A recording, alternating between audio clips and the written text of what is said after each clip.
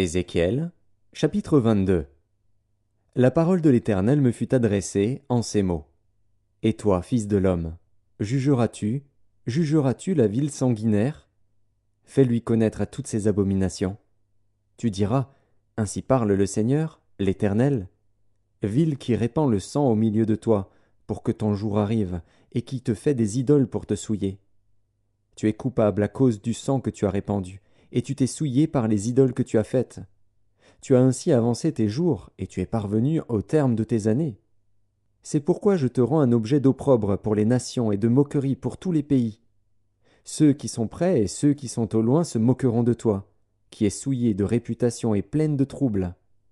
Voici, au-dedans de toi, tous les princes d'Israël usent de leur force pour répandre le sang.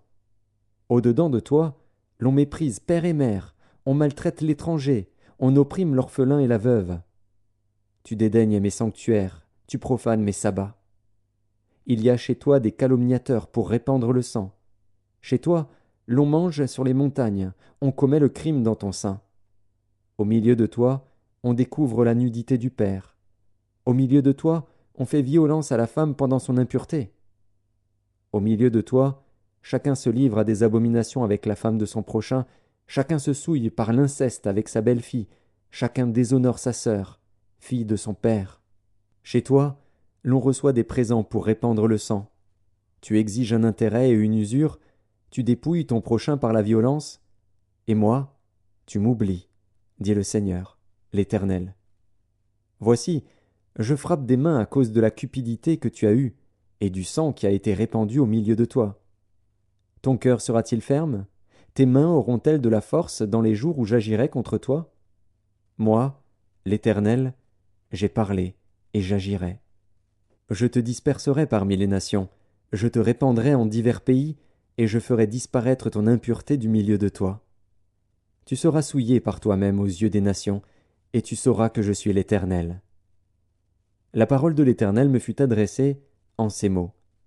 Fils de l'homme, la maison d'Israël est devenue pour moi comme des scories.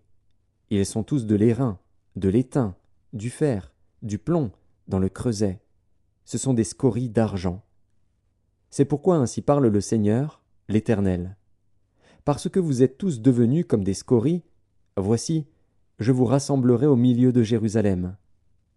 Comme on rassemble l'argent, l'airain, le fer, le plomb et l'étain dans le creuset, et qu'on souffle le feu pour les fondre, ainsi je vous rassemblerai dans ma colère et dans ma fureur, et je vous mettrai au creuset pour vous fondre. Je vous rassemblerai et je soufflerai contre vous avec le feu de ma fureur, et vous serez fondus au milieu de Jérusalem. Comme l'argent fond dans le creuset, ainsi vous serez fondus au milieu d'elle. Et vous saurez que moi, l'Éternel, j'ai répandu ma fureur sur vous. La parole de l'Éternel me fut adressée en ces mots. Fils de l'homme, dis à Jérusalem. Tu es une terre qui n'est pas purifiée, qui n'est pas arrosée de pluie au jour de la colère. Ces prophètes conspirent dans son sein. Comme des lions rugissants qui déchirent leur proie, ils dévorent les âmes, ils s'emparent des richesses et des choses précieuses. Ils multiplient les veuves au milieu d'elles. Ces sacrificateurs violent ma loi et profanent mes sanctuaires.